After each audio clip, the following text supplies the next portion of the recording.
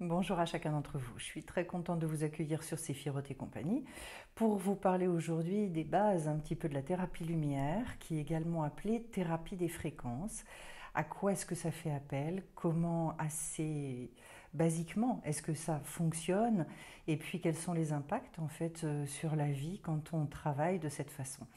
Alors cette thérapie d'abord elle a été inventée par l'Admor de Sitré Haïm qui a travaillé avec un grand maître de Kabbale yéménite et donc qui a prouvé d'ailleurs, qui a un doctorat PhD et qui a prouvé l'impact de la lumière jusque dans les cellules. Donc il a eu cette reconnaissance académique et c'est avec lui que donc j'ai appris, que je continue à apprendre voilà, à des niveaux extrêmement intéressants ce qui se passe physiquement d'abord et puis spirituellement aussi. Pourquoi est-ce que cette thérapie elle donne des résultats assez extraordinaires? C'est parce que justement elle va prendre en considération les deux grands pôles de l'être humain qui sont le pôle spirituel et le pôle matériel et qu'elle fait le lien et qu'elle donne les explications scientifiques sur l'impact de la lumière jusque dans le corps physique. C'est pour ça qu'elle est aussi appelée thérapie des fréquences.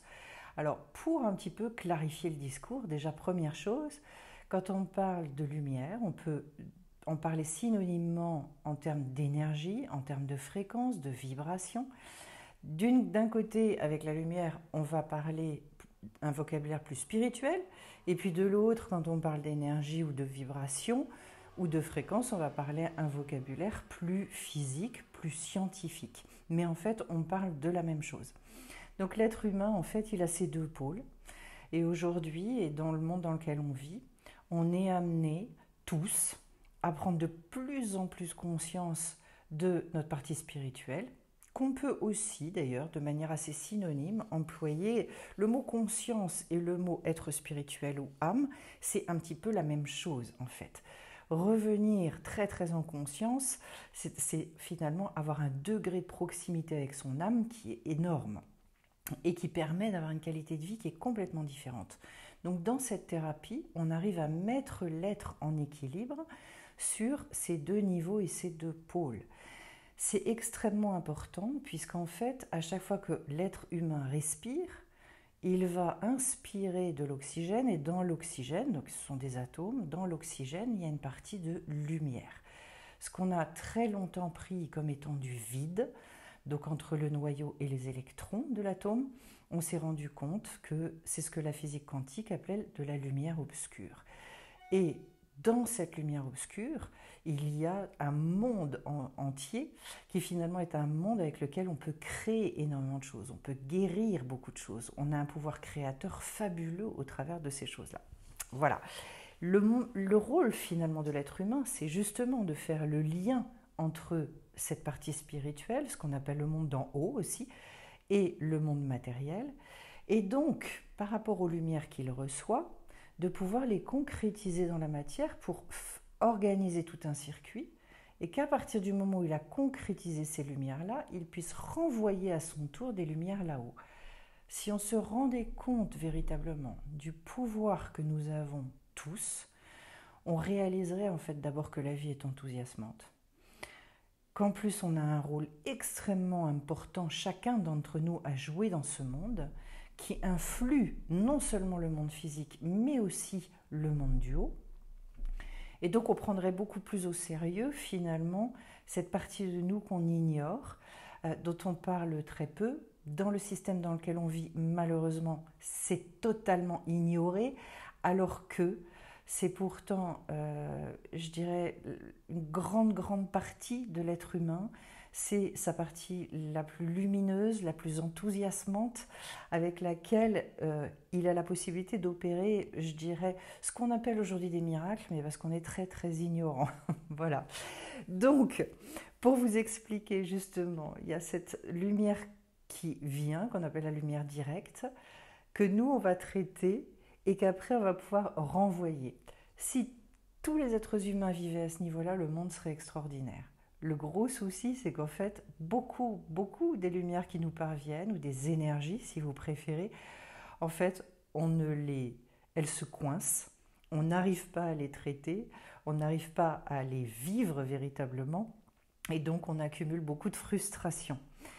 Alors, il y a plusieurs types de difficultés qui peuvent se créer, ça va être à la fois une difficulté à recevoir, ça va être aussi, une fois qu'on a reçu, une espèce de trop-plein, parce qu'en fait, les énergies, on ne sait pas les traiter, donc du coup, tout bloque et ça boue à l'intérieur.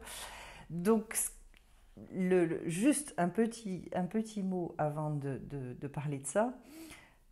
Physiquement, il faut comprendre que le monde est en mouvement permanent, que nous sommes tous donc des champs électromagnétiques, c'est-à-dire que l'électron, il est rarement stable, l'atome est rarement stable. Il y a des électrons, des couches qui ont besoin d'aller se connecter avec d'autres électrons pour trouver une stabilité. Donc, l'atome est toujours en train d'aller rechercher à droite et à gauche avec quoi il va pouvoir se lier. Et c'est là-dessus que la thérapie lumière a un pouvoir extraordinaire. Voilà, pouvoir créateur qui va pouvoir donc, on va dire, s'orienter dans tous les domaines de nos vies et donc rééquilibrer l'intégralité des aspects de l'être humain.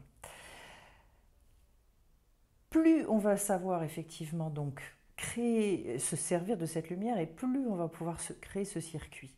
Ah, vous savez, et notamment beaucoup d'indigos me disent j'adorerais avoir une vie fluide. C'est extraordinaire ce mot, cette fluidité-là, c'est-à-dire que finalement ce circuit, il se fasse, on dit beaucoup de choses, c'est très intéressant d'écouter nos expressions parce qu'on se rend compte qu'intuitivement, on ressent des choses, on ne sait pas donner des explications concrètes, physiques à ces phénomènes-là, mais en revanche, nos intuitions sont excellentes.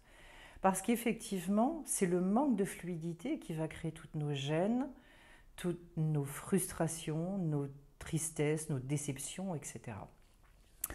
Donc au niveau je vous disais, tous les domaines de la vie, ça va impacter bien évidemment le domaine physique. Donc avec la thérapie lumière, on peut opérer beaucoup de guérison, arriver à un bien-être général et surtout donc cette recherche d'équilibre qui est le principe primordial. Ce que j'aime beaucoup dans cette thérapie également, c'est donc qu'on ne recherche pas à faire correspondre l'être humain à un archétype de ce qui serait bien ou de ce qui serait mal. Donc on n'est pas du tout dans le jugement, on cherche juste une chose, c'est que l'être humain arrive à être en équilibre par rapport à qui il est. Et si lui trouve son équilibre, eh bien c'est parfait. Et il n'y a pas un équilibre, il n'y a pas d'archétype, ou même 10 ou 20. Il y a autant d'équilibres qu'il existe d'êtres humains sur la Terre. Voilà. Donc, c'est une thérapie qui laisse l'autre aussi extrêmement libre, créateur, et qui va l'amener, je vais le redire, dans son autonomie la plus pure. C'est une thérapie de liberté, et Dieu sait que j'y suis attachée. Donc voilà, au niveau physique, il y a également au niveau émotionnel, on arrive vraiment à régler tout un tas de soucis émotionnels et à savoir apprendre et vraiment gérer ces émotions au fur et à mesure qu'elles viennent.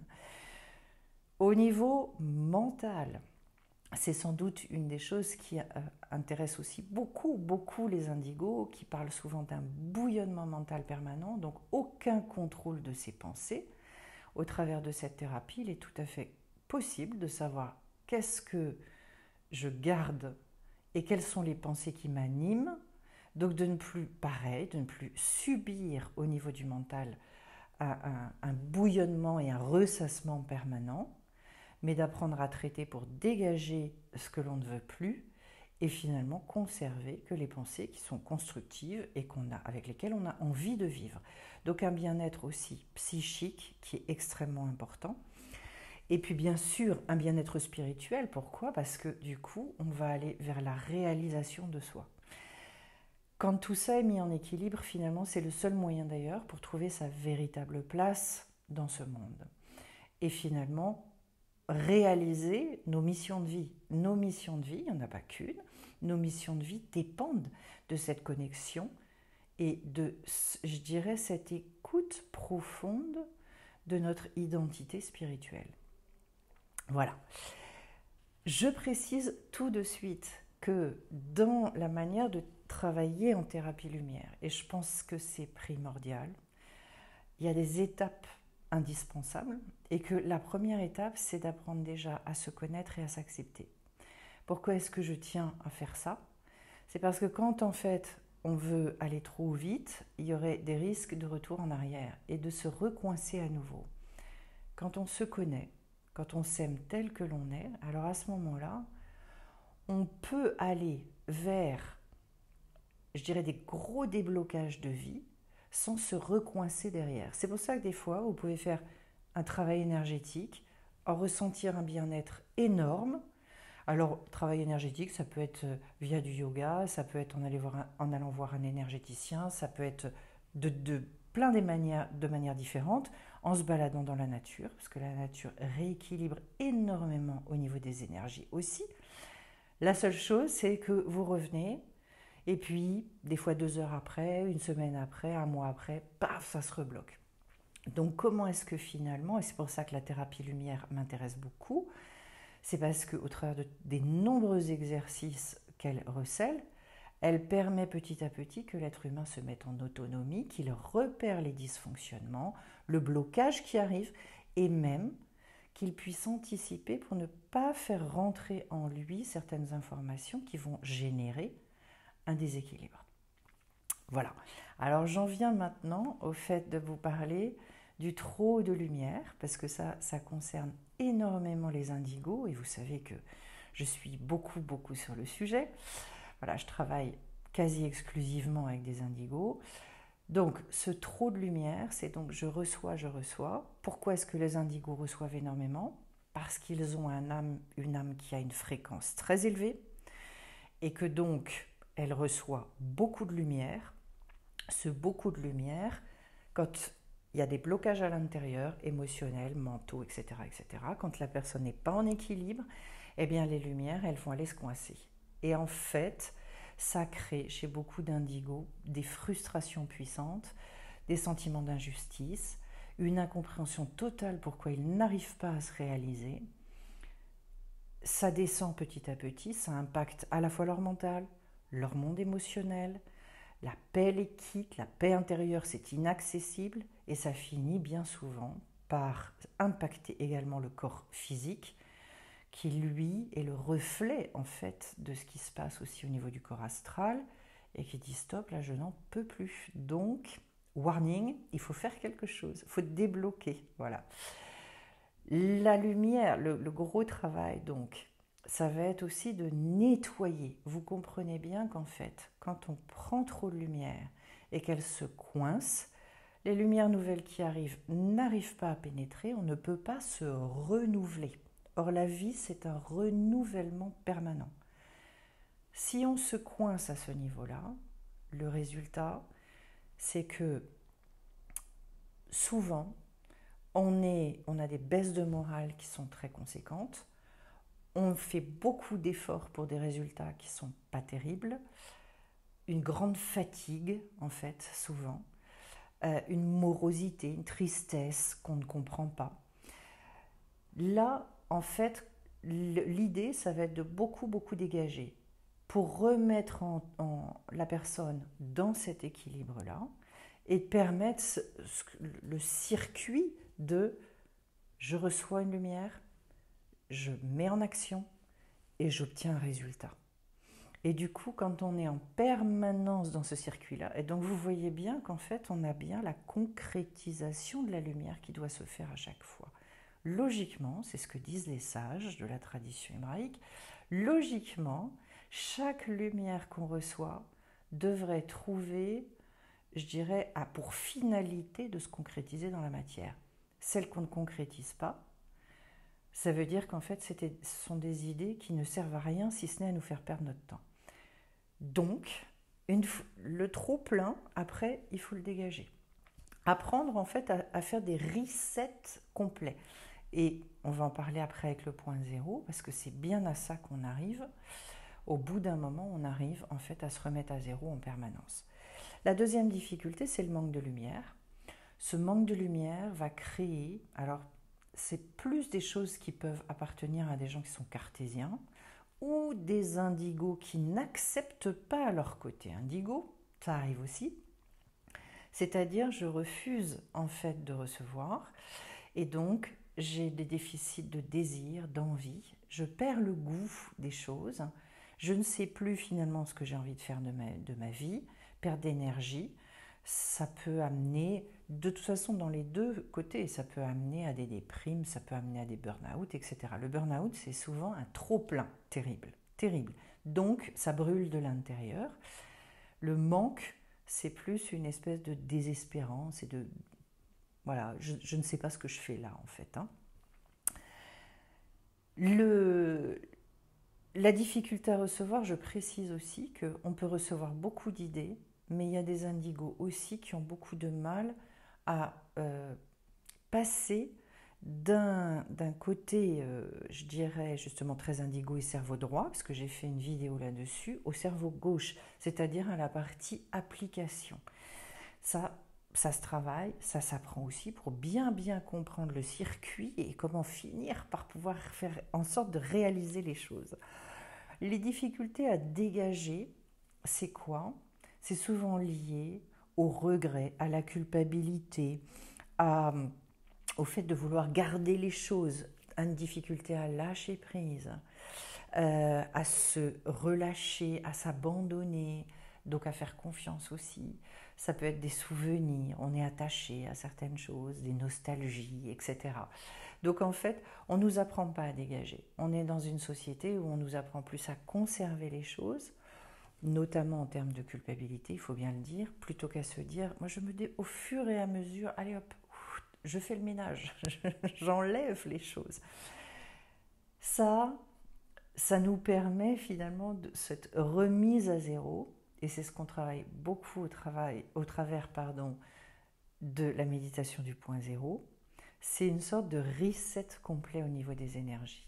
C'est excellent parce qu'en fait, tout ce qui n'a plus lieu d'être s'en va. Ça permet d'avoir des énergies toutes fraîches, toutes, et je dirais toutes adaptées également. Je précise une chose qui est primordiale justement, c'est que dans ce travail-là, qui est bien un travail des énergies, en tant que thérapeute, jamais je ne transmets mes énergies à quelqu'un. Et c'est aussi pour ça que c'est un travail qui met beaucoup la personne en autonomie, qui lui apprend à devenir complètement indépendante, puisque chaque âme a une fréquence particulière. L'énergie, les lumières qui viennent vers moi ne sont adaptées qu'à moi. Donc je vais travailler par sympathie pour que la personne puisse se connecter à sa propre lumière et donc recevoir les lumières qui sont totalement adaptées à elle. Chose primordiale qui est encore assez peu connue parfois chez certains thérapeutes qui travaillent en énergie et qui se font canal et qui donnent de leur lumière. Jamais on ne fait ça. Parce que de toute façon, comme vous l'avez bien compris, notre énergie n'est pas adaptée à l'autre, on s'épuise et qu'en plus, on maintient finalement un lien de dépendance qui n'est pas valable en fait. Voilà. Donc on apprend beaucoup à nettoyer, à dégager.